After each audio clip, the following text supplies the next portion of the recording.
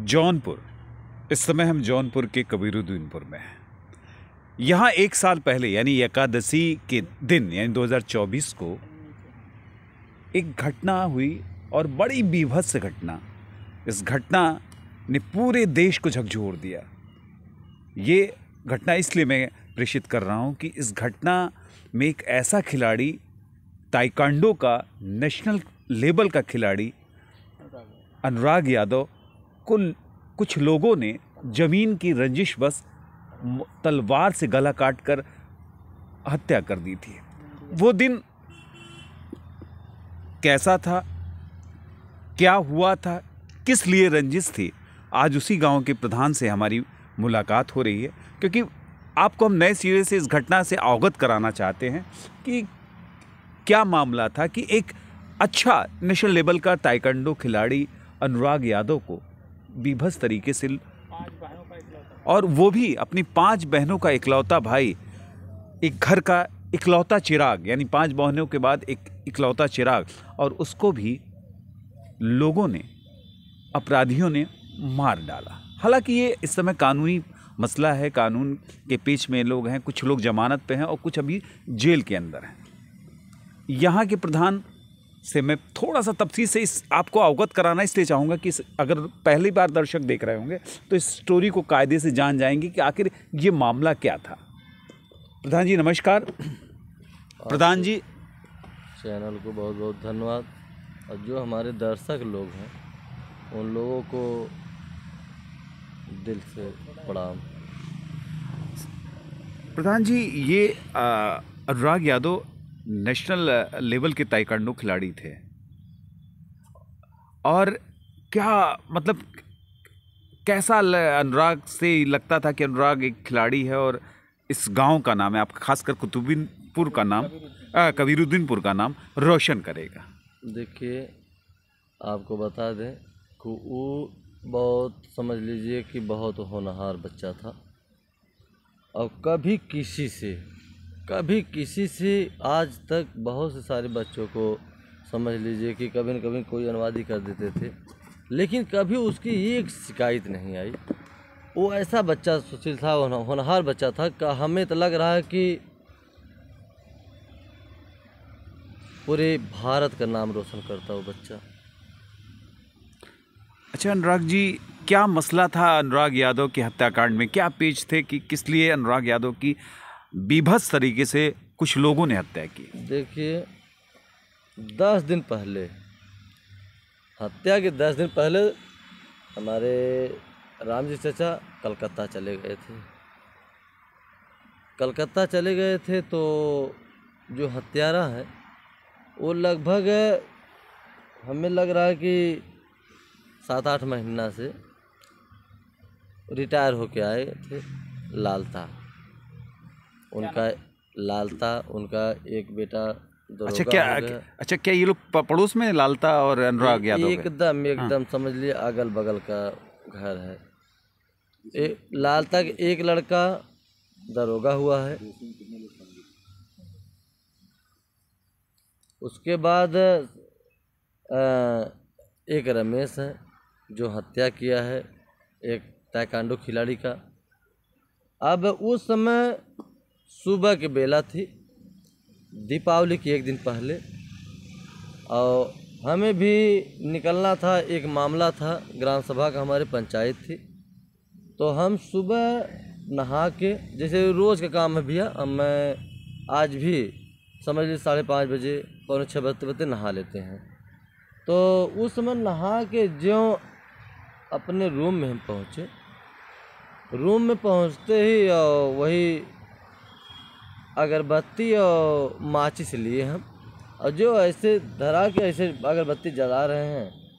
एक मंदिर बैठाए थे अंदर रूम में, और बजरंगबली का मंदिर था, और जो ऐसे था तो फ़ोन आ गया जस्ट अनुराग घर के बगल से कि राम सकल भैया थे। कहे भैया हुआ कहाँ, प्रधान जी हैं कहाँ आप? हम कहीं सुबह कहाँ भैया भैया बताओ, पहले बताओ क्या बात है।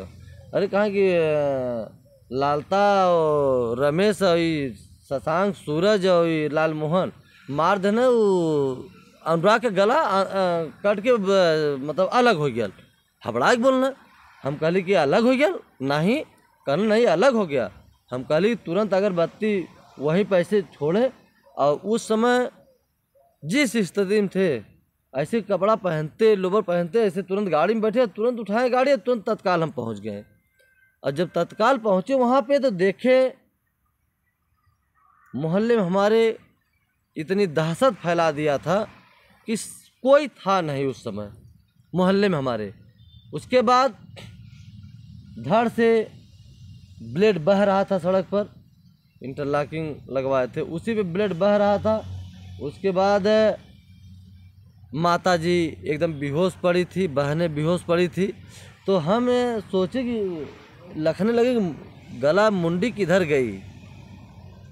उसके बाद हम इधर उधर लखने के बाद माता जी को ऐसे गले में हाथ डाले, ऐसे जो एकदम बेहोश थे, उठाए तो उनके आंचल में मुंडी थी।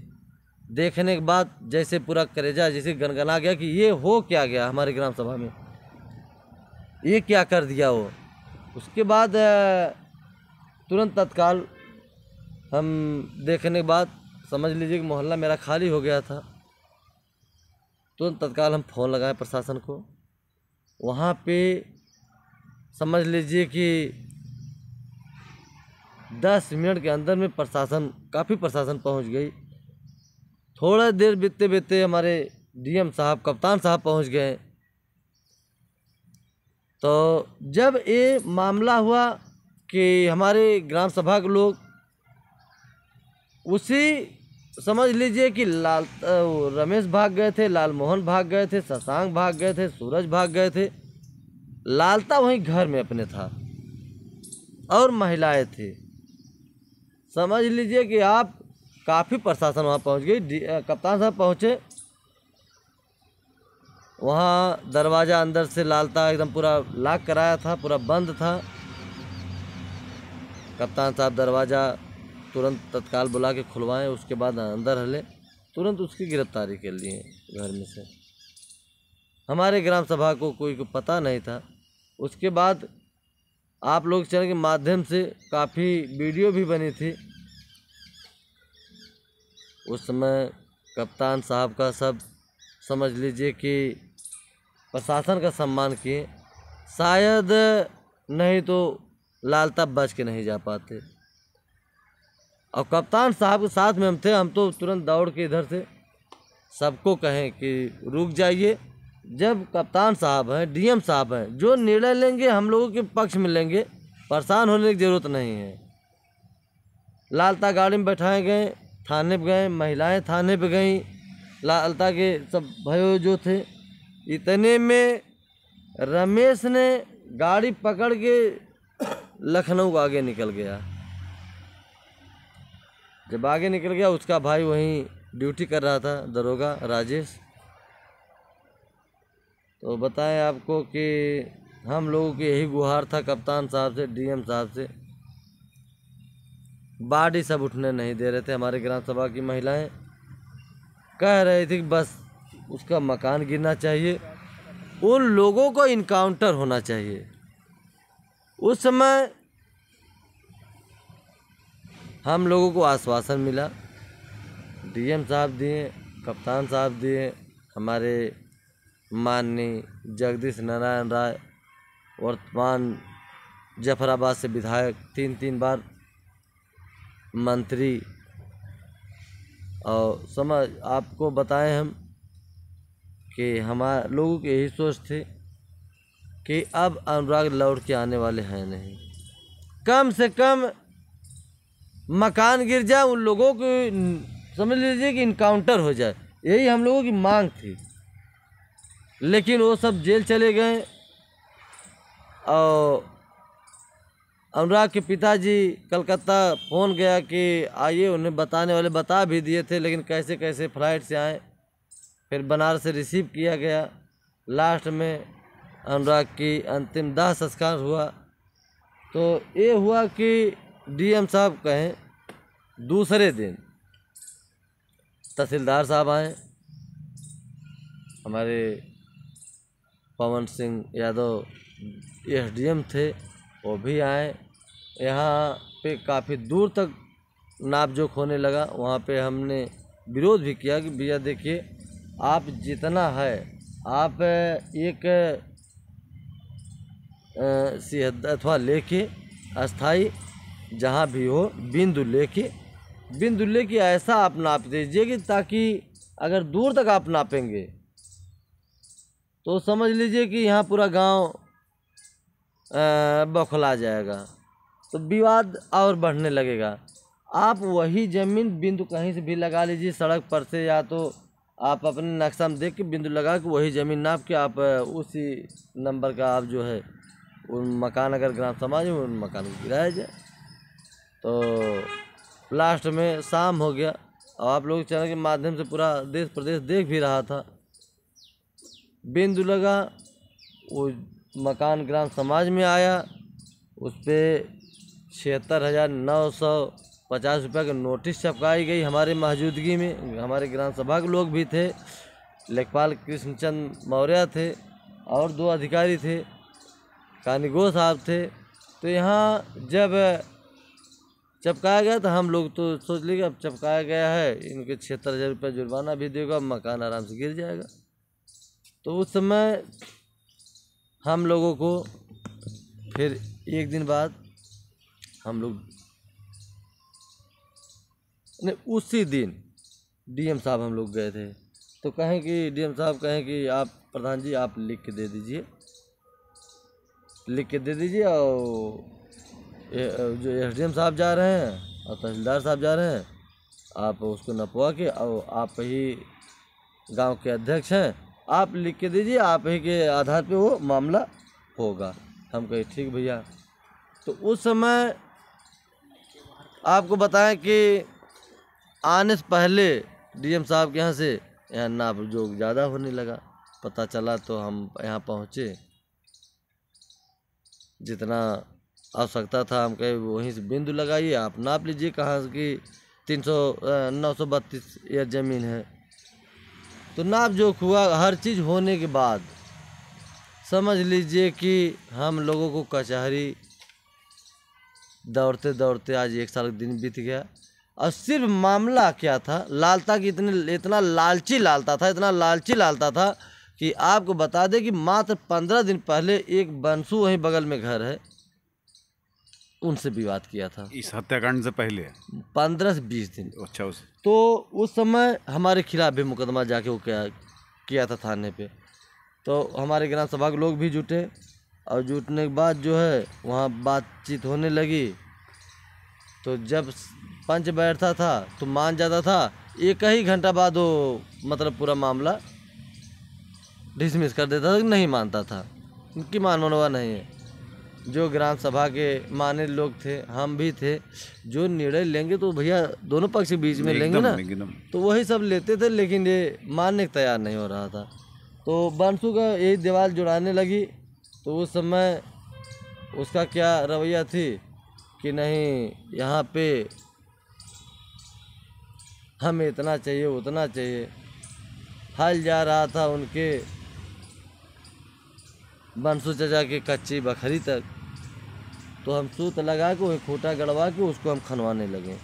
हम कहीं विवाद ख़त्म किया जाता है, उसके लिए बहुत झेलना पड़ा। लगभग समझ लीजिए कि 200-250 फीट दीवार मतलब लंबाई में ऊंची लगभग 10 फुट उठी है। 15 दिन नहीं बीत रहा है, ज़मीन का ही लालच लेने के लिए कि ग्राम समाज की ज़मीन है वो ले लें हम, और जो अनुराग का जो कच्चा मकान है वो ले लें। उस मतलब ग्राम समाज की ज़मीन की लालची बहुत था, इसीलिए ज़मीन को लेकर वो हत्या किया है। और वही अनुराग के पिताजी थे, तब उसके बोल नहीं आ रही थी। और जब अनुराग के पिताजी अथवा हो गए, अनुराग के पिताजी जब चले गए कलकत्ता, तब जो है उसको जान गया कोई है नहीं, अनुराग के पिताजी नहीं है। तो सोचा कि बस करिए, इसको एक ही लड़का है 5 बहन में, इसको अगर मार दिया जाएगा तो समझ लीजिए कि पूरा हमारा हो जाएगा। उसकी सोच यही थी कि पैसा हमारे पास है, यह मामला अगर इसको ख़त्म कर दिया जाएगा तो 5 लड़कियां हैं, अपना शादी ब्याह हो जाएगा, ये ज़मीन हमें मिल जाएगी। बस इसी ज़मीन के लेके वो निर्मम एक ताइक्वांडो खिलाड़ी का, एक होनहार बच्चे का गला काटा है। देखिए, आज भी एक मसला कानूनी पक्ष से चल रहा है, कानूनी रूप से कोर्टों में है, अदालतों में, और प्रधान जी इसकी पैरवी कर रहे हैं। और इस घटना को आपके सामने हम लोगों ने प्रधान जी के शब्दों में ही प्रधान जी ने बयान भी किया है। और ये कहानी एक होनहार खिलाड़ी, एक ताइक्वांडो के सुपर खिलाड़ी, यानी ताइक्वांडो का नेशनल लेवल का प्लेयर, और मौत की आगोश में उसको डाल दिया, उसको मार दिया गया। एक ऐसी और एक हत्या हुई थी सैयद मोदी, जो बहुत पहले एक कांड हुआ था, बैडमिंटन प्लेयर थे, और शायद मुझे लगता है कि ये दूसरी घटना होगी जो किसी प्लेयर के साथ या किसी खिलाड़ी के साथ इतनी दुर्दांत तरीके से उसको मौत के घाट उतारा गया। कानूनी मसला है, कानून क्या फैसला लेता है, लेकिन फिर भी इस पर फैसला जितनी जल्दी आए उससे लोगों को शायद सुकून मिल जाए, उस परिवार को भी सुकून मिल जाए।